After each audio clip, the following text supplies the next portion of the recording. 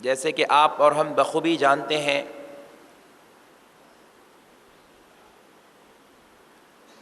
کہ ہم نے گزشتہ ماہ مبارکہ ربیع الآخر شریف میں اولیاء اعظام رضوان اللہ تعالی علیہم اجمعین کی مقدس عظمتوں، مناقب، رفعت اور بلند درجات پر روشنی ڈالنے کی سعادت حاصل کی ہے، اور اولیاء اللہ رحمہ اللہ تعالی علیہم اجمعین کے بعثت اور ان کی خلقت کی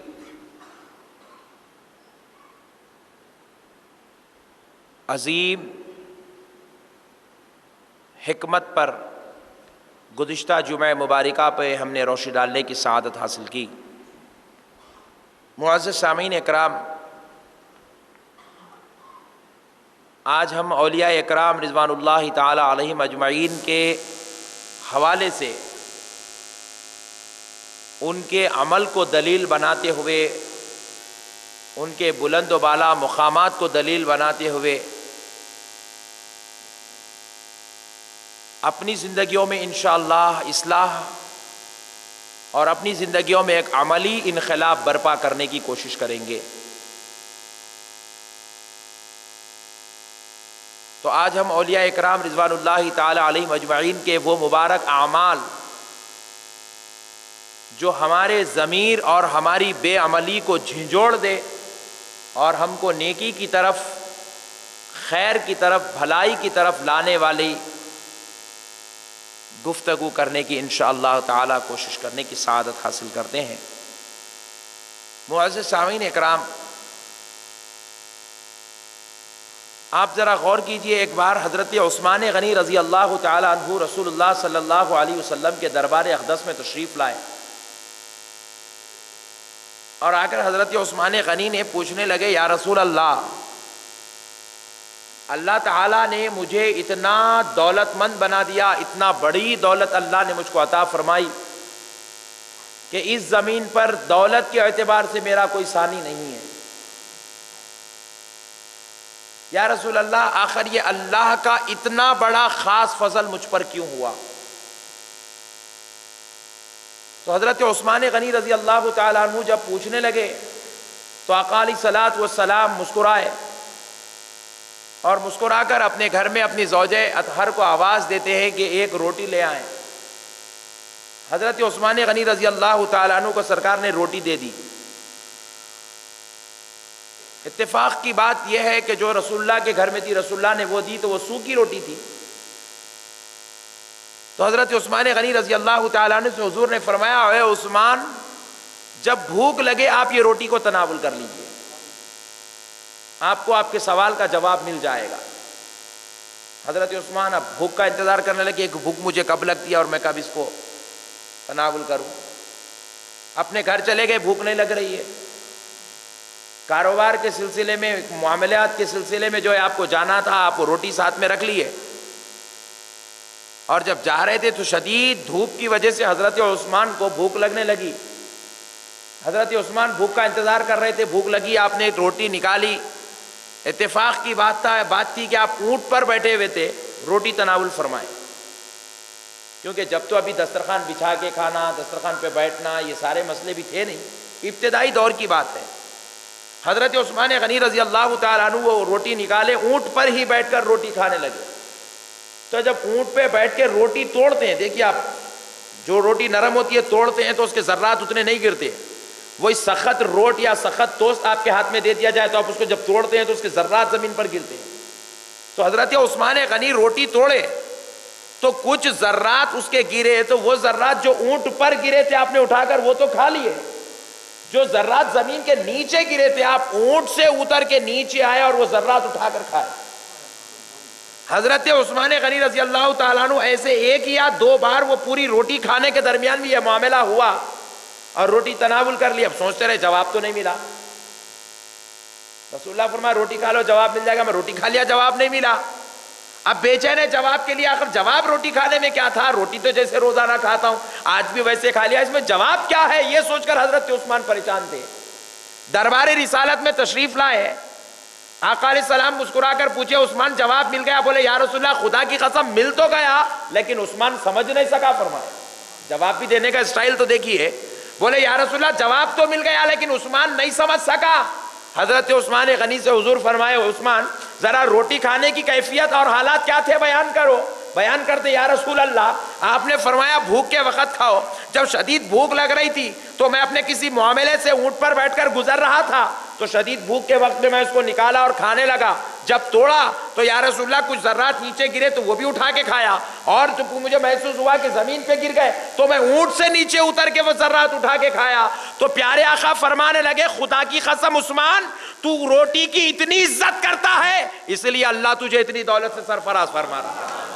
تو رزق کی ادب کر رہا ہے احترام کر رہا ہے اس لیے تیرا رب تجھے دولت سے سرفراز کر رہا ہے. تو پیارے بزرگوں اور دوستو پتہ کیا چلا؟ آج ہم اپنی زندگیوں کا محاسبہ کریں تو ہم کو پتہ چلتا ہے بڑے سے بڑے عمل کو ہم ندارت کر دیتے ہیں, نظر انداز کر دیتے ہیں.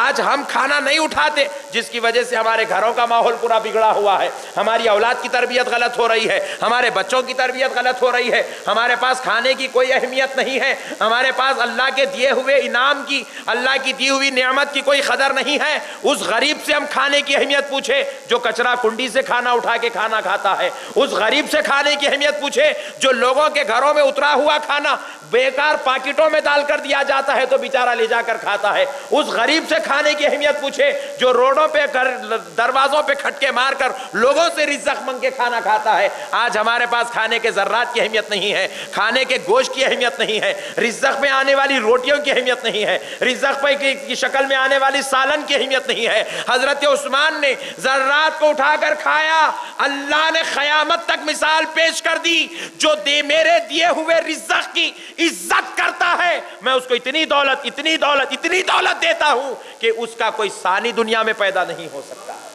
میرے پیارے بھائیوں اللہ کا دیا ہوا انعام ہے, ہم عمل کو دسترخوان سے اٹھا کر کھانا, بعض لوگ اس کو حقارت سمجھتے ہیں, بعض لوگ سمجھتے ہیں کہ اس کی اہمیت ہی کیا ہے, اس کی اہمیت نہیں جانتے, اور بعض لوگ اپنے لیے انسلٹ محسوس کرتے ہیں. آپ ولیمے کے ٹیبل یا کسی دعوت میں بیٹھے ہیں, دسترخوان سے کھانا اٹھا کر کھانا, خدا کی قسم یہ بے عزتی نہیں ہے, یہ سنت کو زندہ کرنا ہے, یہ نبی کے کردار کو زندہ کرنا ہے, نبی کی دی ہوئی تہذیب کو زندہ کرنا ہے, نبی کے دیے ہوئے طریقے کو زندہ کرنا ہے. اس لیے میرے بھائیوں ایک مقام پر رسول اللہ ارشاد فرماتے ہیں کہ کھانے کا جو انسان دانے تناول کرتا ہے, روٹی تناول کرتا ہے, جو کچھ غذا تناول کرتا ہے, وہ غذا میں 3 دانے ایسے ہوتے ہیں جو انسان کے لیے فائدہ مند ہوتے ہیں اور انہی 3 دانوں کے لیے انسان کھانا کھاتا ہے. صرف 3 دانے ایسے ہوتے ہیں. میں آپ کی توجہ کا طالب ہوں اور یہ باتیں جائیں اور اپنے گھر میں اپنی عورتوں کو اپنے بچوں کو آج ہی ضرور بتائیں. صرف 3 دانے پورے کھانے کے اندر. مثال کے طور پر ایک ایگزامپل دے رہا ہوں, ایک پلیٹ اگر آپ بریانی لے لیں تو اس کے اندر کم سے کم 10,000 دانے ہوتے ہیں. 10,000 دانوں میں 9,000 چلر دانے ہمارے پیٹ کے لیے ہے اور 3 دانوں کا تعلق ہماری زندگی سے ہے.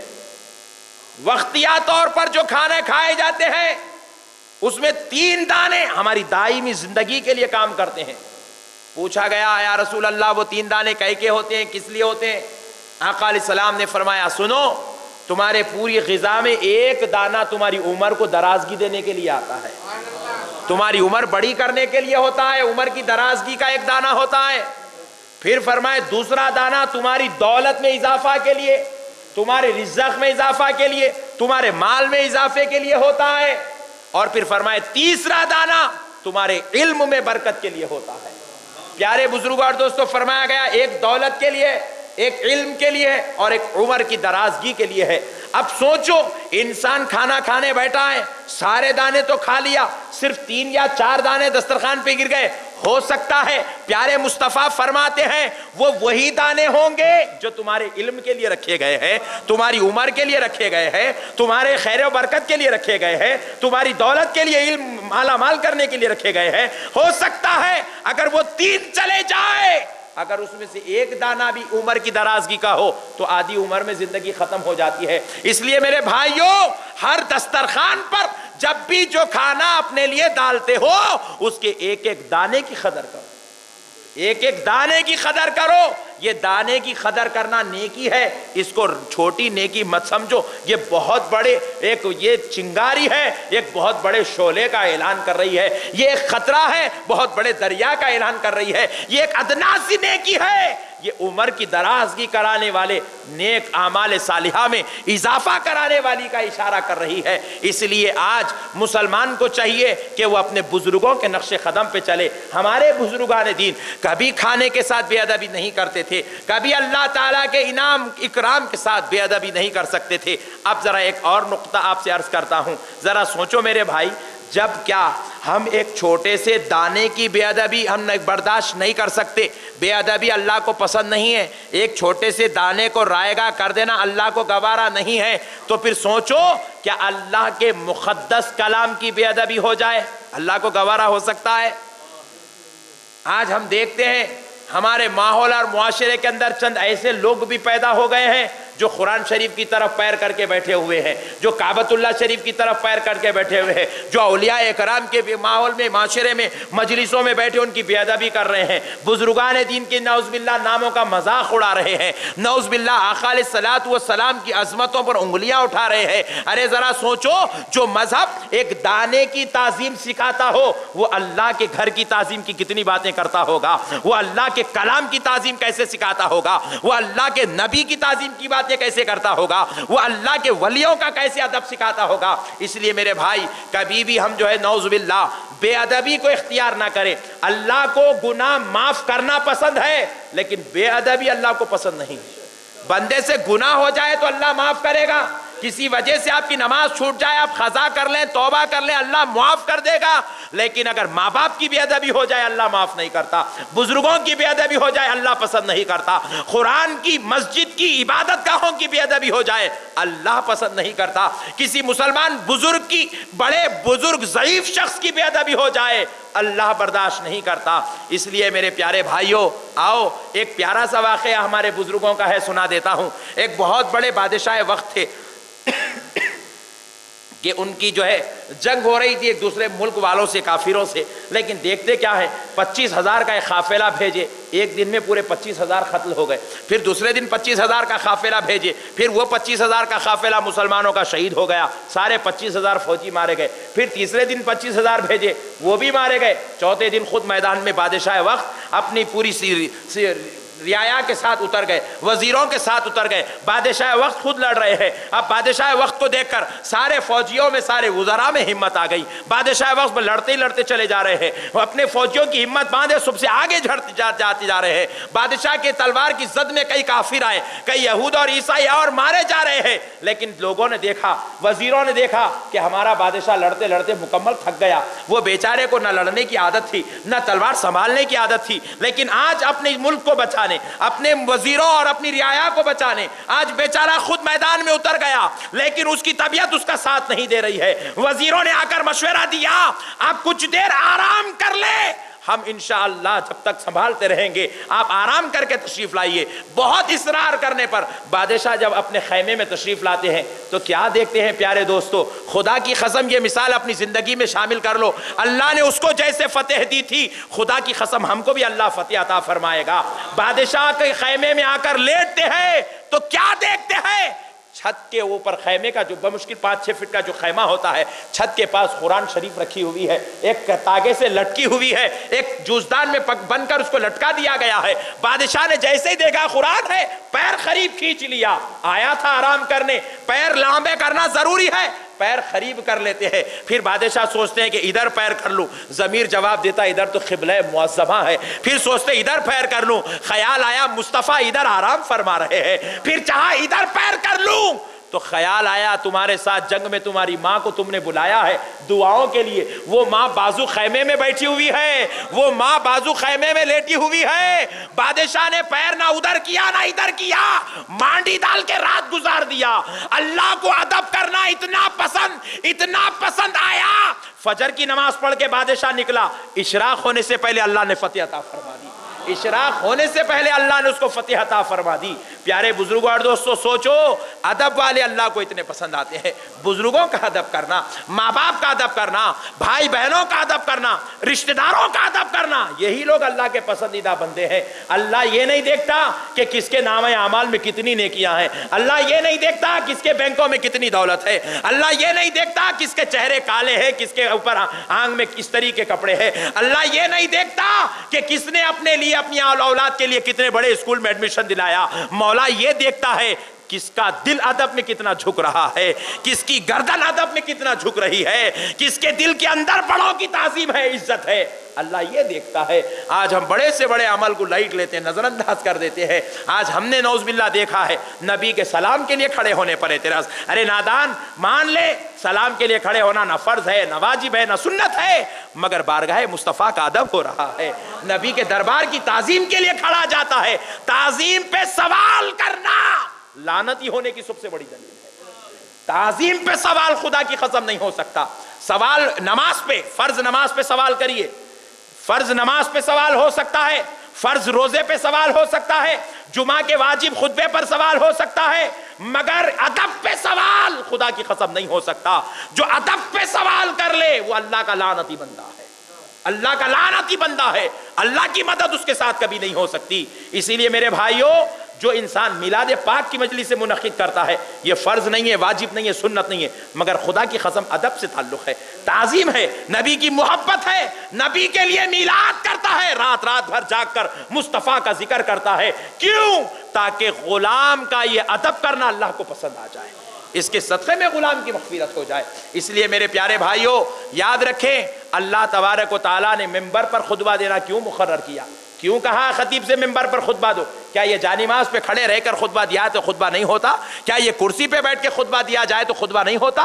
وہی قرآن کی آیت میں یہاں پڑھ لوں تو وہی قرآن کی آیت ہے، یہاں بیٹھ کے پڑھوں تو یہی قرآن کی آیت ہے۔ ہم نے پوچھا مولا یہ کیا بات ہے، یہ ممبر پہ کھڑے ہو کر ہی خطبہ کیوں دیا جائے؟ تو رب نے جواب دیا، اس لیے دیا جائے تاکہ تیرے اندر سنت مصطفیٰ زندہ رہے، میرے نبی کا عمل زندہ رہے، میرے نبی کی تعظیم زندہ رہے، میرے نبی کا ادب زندہ رہے۔ میں تجھے بتانا چاہتا ہوں، تو 8 دن کہاں پھرتا ہے پھر لے، آج آ مقام مصطفیٰ پر کھڑا ہو جا۔ نبی کا مقام مجھے اتنا پسند ہے، یہ تعظیم ہی کی تو بات ہے، یہ تعظیم ہی کی تو بات ہے۔ پیارے بزرگوں اور دوستو، دیکھیے حضرت عمر فاروق رضی اللہ تعالیٰ عنہ، ممبر کی بات آئی تو بتاتا ہوں، یہ جو ممبر کی سیڑھیاں ہیں، نبی پاک صلی اللہ علیہ وسلم پہلی سیڑھی پر بیٹھتے تھے، حضرت ابوبکر دوسری سیڑھی پر بیٹھے، حضرت عمر تیسری سیڑھی پر بیٹھے، حضرت عثمان چوتھی سیڑھی پر بیٹھے، حضرت علی 5ویں سیڑھی بنانے لگائے، بولے میں 5ویں سیڑھی پہ بیٹھوں گا۔ حضرت علی کو ایک شخص آ کے پوچھا، اے علی اب اگر تمہارے بعد ایک اور خلیفہ آئیں گے، انہیں 6ویں بنائیں گے، ان کے دورے کہیں گے انہیں 7ویں بنائیں گے، تو بولے اے علی اگر ایسا اگر ہوتے رہیں گا تو پھر قیامت تک کتنے سیڑھیاں بن جائیں گے ممبر کے؟ کیا بات ہے، آپ کیوں نہیں بیٹھتے 4تھی سیڑھی پر، کیوں نہیں بیٹھتے 3ری سیڑھی پر؟ تو حضرت علی نے جواب دیا، میں اس جگہ پر کیسے بیٹھ سکتا ہوں جہاں خلیفہ مصطفیٰ نے بیٹھا ہے، میں اس جگہ پر کیسے بیٹھ سکتا ہوں جہاں پر مصطفیٰ جان رحمت نے بیٹھا ہے۔ تو حضرت علی سے انہوں نے گزارش کی، اے علی اگر یہ ادب کا سلسلہ چلتا رہا تو قیامت ہو جائے گی، آپ اللہ کے واسطے سیڑھیاں 3 پر مقرر کر دیجئے، کم کر دیجئے۔ حضرت علی نے جواب دیا، خدا کی قسم میں میری سیڑھی پر میں جہاں بیٹھا ہوا پوری امت مصطفیٰ کو بٹھانا تو گوارا کر سکتا ہوں، لیکن میں حضرت عثمان کی سیڑھی پر بیٹھنا گوارا نہیں کرتا، میں حضرت عمر کی سیڑھی جہاں وہ بیٹھے اس پر بیٹھنا گوارا نہیں کرتا۔ تو حضرت، اسی لیے بڑی جامع مساجد کو آپ دیکھ لیجئے، چاہے آپ سعودی عرب چلے جائیں، چاہے آپ حیدرآباد کی جامع مساجد دیکھ لیں، جتنے بڑے مساجد خطیب ہیں ان کے اندر 5 سیڑھیاں آپ کو ملیں گی، اور خطیب 5ویں سیڑھی پر ٹھہرتا ہے، 4تھی سیڑھی پر بیٹھتا ہے، اور 5ویں سیڑھی پر کھڑے ہو کر خطبہ دیتا ہے۔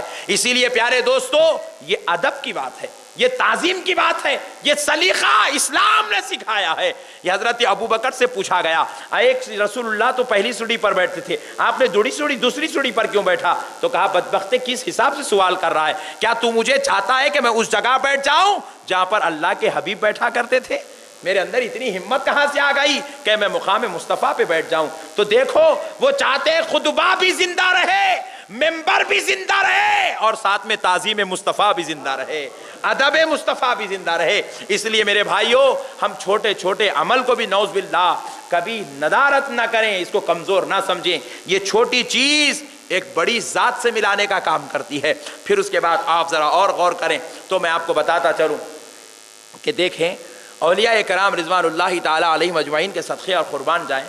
حضرت سیدنا امام اعظم ابو حنیفہ رحمۃ اللہ علیہ، کیا ذات ہے حضرت امام اعظم کی کہ آج آپ کی اللہ نے آپ سے اتنا بڑا کام لیا، اتنا بڑا کام لیا، آپ کی فقہ پر الحمدللہ آج دنیا کا 80% مسلمان عمل کرتا ہے۔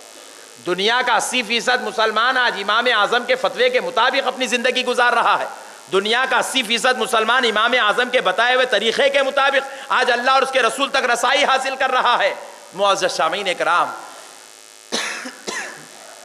وہ امام اعظم ابو حنیفہ رحمۃ اللہ علیہ قربان جائیں، وضو کرنے کے لیے بیٹھے ہیں، وضو کے لیے بیٹھے ہیں۔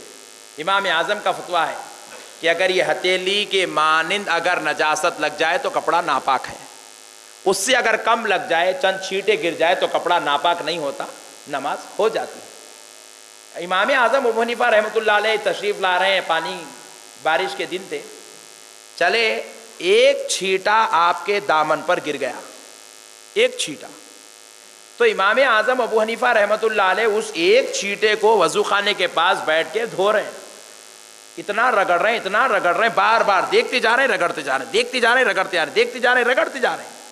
تو آپ کے غلام نے عرض کیا، حضور آپ ہی نے مسئلہ فرمایا ہے کہ اگر چند نجاست کے چھینٹے گر جائیں تو اس سے وضو تو نہیں جاتا، کپڑے پہ نجاست گر جائے تو اس سے نہ نماز جاتی ہے نہ طہارت جاتی ہے، نماز ہو جاتی ہے۔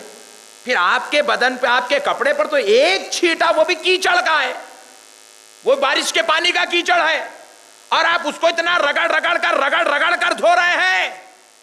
امام اعظم نے جواب دیا، وہ جو مسئلہ تھا وہ شریعت تھی، میں وہ شریعت سمجھا رہا تھا، وہ شریعت تھی۔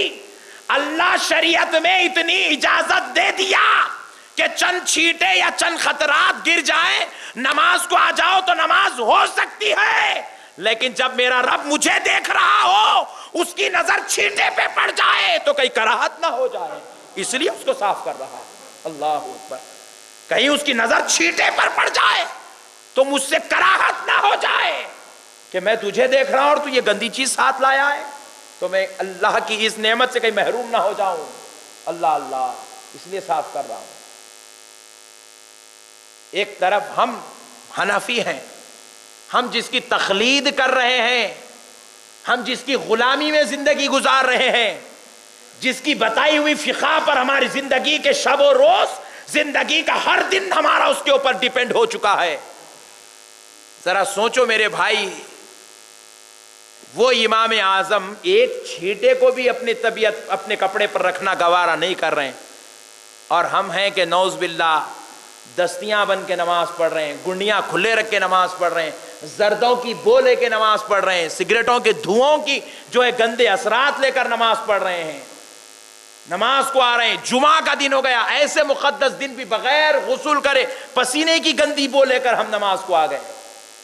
ایسے مقدس دن میں بھی ہم عطر لگانا گوارا نہیں کرتے، سرما لگانا گوارا نہیں کرتے، خوشبو کو مہکانا ہم گوارا نہیں کرتے۔ اللہ کے دربار میں آ گئے، ایک آستین چڑھا ہوا ہے، ایک آستین اترا ہوا ہے، ادھر سے یہ پینٹ چڑھ گیا، ادھر سے یہ اتر گیا، کسی کا پینٹ لٹک رہا ہے۔ ارے نوجوان نسل توجہ کرے اس بات پر، نماز میں آپ کھڑے ہوئے ہیں، آپ کی پیٹھ کے پیچھے تحریر لکھی ہوئی ہے، پیچھے والا نمازی پڑھ رہا ہے۔ کتنی بدترین حرکت ہو رہی ہے۔ میں اگر نماز پڑھ لوں کسی کے پیچھے، میرے سامنے کوئی ایسا شخص نماز پڑھ رہا ہو جس کے اوپر لکھے ہوا ہے 007 یا کوئی عبارت لکھی ہوئی ہے، اگر میری نظر پڑ گئی اور میں نے وہ عبارت پڑھ لی تو میری نماز فاسد ہو گئی، فاسد ہو گئی۔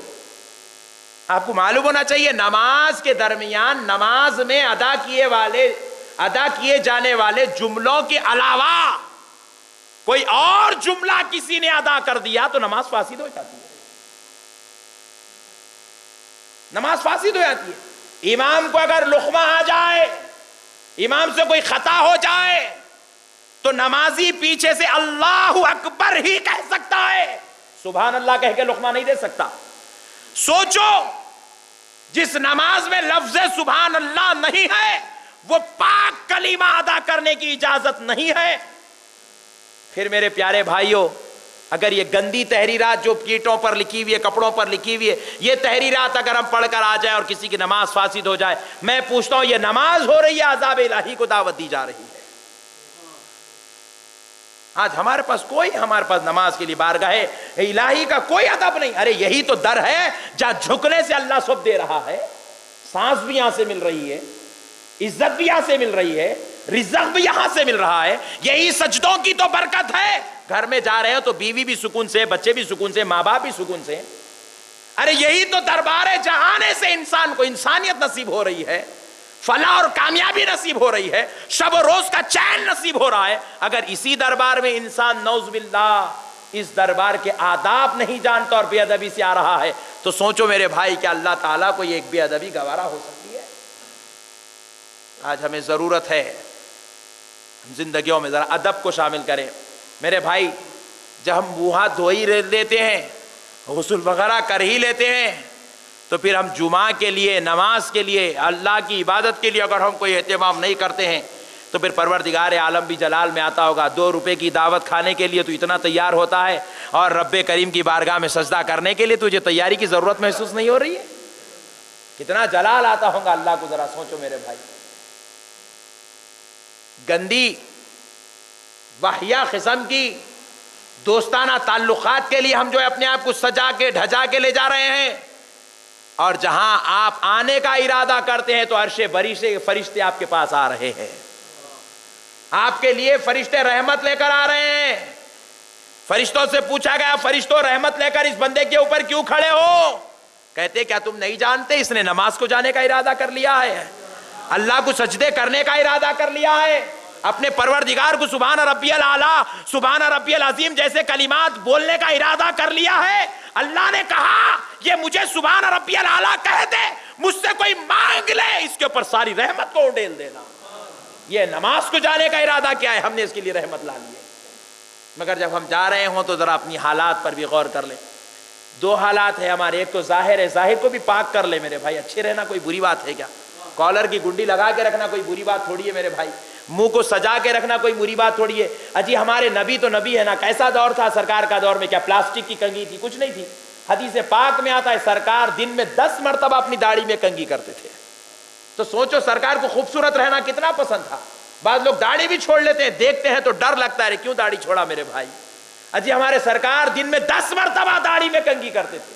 ہمارے سرکار دن میں 2 سے 4 مرتبہ سر کے بالوں میں کنگھی کرتے تھے, جبکہ بال دکھاتے کسی کو نہیں تھے مگر بال سجا کے رکھتے تھے مصطفیٰ, تاکہ جب میرا رب مجھے دیکھے تو میں ایسی ویسی حالت میں نظر نہ آؤں, ہر حال میں میرے رب کو میں اچھا نظر آؤں. حدیث پاک ہے رسول اللہ ارشاد فرماتے ہیں اللہ جمیل و یحب الجمال, اللہ خوبصورت ہے اور خوبصورتی کو پسند کرتا ہے. اللہ یہ پسینے کی بدبوؤں کو, یہ حالات ڈال لیے, یہ نکل گئے, یہ کر لیا, اللہ ایسی گندی چیزوں کو پسند نہیں کرتا. وضو کرنے کے لیے جب بیٹھ جائیں تو ہڑا ہڑی وضو میں نہ کریں, اتنی اچھی طریقے سے دھوئیں کہ زمان ہمارے جسم کے ذرات سے بھی ہمارا جسم پاک ہو جائے, گندگیوں سے پاک ہو جائے. میرے پیارے بھائیوں ایک اور بات سن لیں, انشاءاللہ بات ختم کرتے ہیں. یہ تو امام اعظم تھے جو اپنی تقلید کرنے والوں کو درس دے رہے تھے, اللہ کے دربار میں ایسی ویسی حالتوں میں مت آؤ, بڑی شان کے ساتھ آؤ, تمہیں تمہارا رب دیکھے تو خوش ہو جائے, ایسی حالت میں آؤ. میں ایک مسئلہ پوچھتا ہوں, پیاز کھانا کوئی بری بات تھوڑی ہے میرے بھائی.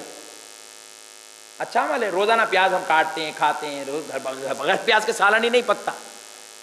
لیکن پھر ذرا سوچے امام اعظم فرماتے ہیں کہ کچی پیاز کھانا منع ہے, لکھ دیے. جی حضرت پکا کے کھائے تو جائز, کچی کھائے تو ناجائز, کہ یہ کیا مسئلہ ہے؟ تو امام اعظم فرمائے خدا کی قسم کچی کھائے تو بھی جائز ہے, لیکن میں مکروہ اس لیے لکھ رہا ہوں کیونکہ جب کچی پیاز کھاتے ہو تو منہ سے بو آتی ہے, اور جب تم مسجد جاتے ہو تو مسجد کے فرشتوں کو بڑی تکلیف ہوتی ہے. اللہ اللہ. تو مطلب یہ ہے کہ یہاں آئے تو اپنے منہ کی بو کو بھی سنبھال کے رکھنے کا ہے میرے بھائی. یہ وہ دربار ہے, اس کو آپ کوئی معمولی بات مت سمجھیے. خدا کی قسم یہ مسلمانوں کا پارلیمنٹ ہے, یہ مسلمانوں کا عرش ہے, یہ مسلمانوں کی نائب جنت ہے, یہ اتنا مقدس مقام ہے. میرے پیارے بھائیوں جب یہاں بو کا اتنا خیال رکھا گیا ہے جو اللہ نے ہمارے لیے غذا بنا کر اتاری، جس کا ذکر قرآن میں ہے، وہ پیاز کی کوئی امام اعظم نے کہا کہ فرشتوں کو اچھی نہیں لگتی، اسے مت کھا کر، کچی کھا کر مسجدوں میں مت جاؤ. تو پھر سوچو میرے بھائی، سگریٹ، گٹکے، گندی گندی واہیا قسم کی بوئیں منہ سے آ رہی، کسی کے منہ سے شراب کی بو آ رہی ہے، کسی کے منہ سے گندے گٹکوں کی بو آ رہی ہے. یہ گندی بو لے کر آپ اگر مسجد کو آئیں گے تو کیا اللہ تبارک و تعالیٰ اسی بو کو گوارا کرے گا؟ آپ پوچھیں گے نہیں مولانا میں تو کلی کر کے آیا. کلی کیا، آپ پورا سرف ڈال کے دھوئے تو بھی وہ بو نہیں جاتی. کلی کر کے آئے تو بو کہاں جائیں گی؟ سرف ڈال کے اگر آپ دھو لیں تو وہ بو نہیں جاتی. چھوڑو یہ گندی عادتوں کو، یہ غلیظ خصلتوں کو چھوڑو. یہ گندی بیماری ہے، عذاب، کینسر میں مبتلا کر رہی ہے ہماری نوجوان نسل کو یہ گندی عادتیں. جی اللہ کے دربار میں حاضر ہونے کا خیال کرو. یہ گندے عذاب میں اللہ کی لعنت ہے. ایک صاحب نے کہا کینسر ایک بیماری ہے. میں نے کہا خدا کی قسم بیماری نہیں، اللہ کا عذاب ہے. بیماری اس کو کہتے ہیں جس کا علاج ہوتا ہے، جس کا علاج نہیں ہے وہ اللہ کا عذاب ہے. شوگر بیماری ہے، ہارٹ اٹیک، ہارٹ کی جو پرابلمز ہے یہ بیماری ہے، گردوں کی جو پرابلم ہے یہ بیماری ہے، کسی کا بلڈ پریشر بڑھتا ہے یا کم ہوتا ہے یہ بیماری ہے، اس کا علاج ہے. بیماری اس کو کہتے ہیں جس کا علاج ہوتا ہے. لیکن انسان ایسے مہلک امراض میں مبتلا ہو جائے جس کا کوئی علاج نہیں ہے تو یہ اللہ کا عذاب ہے. اور ہو سکتا ہے شاید ایسے مقدس دربار کی بے ادبی کی وجہ سے اللہ نے اتنے بدتر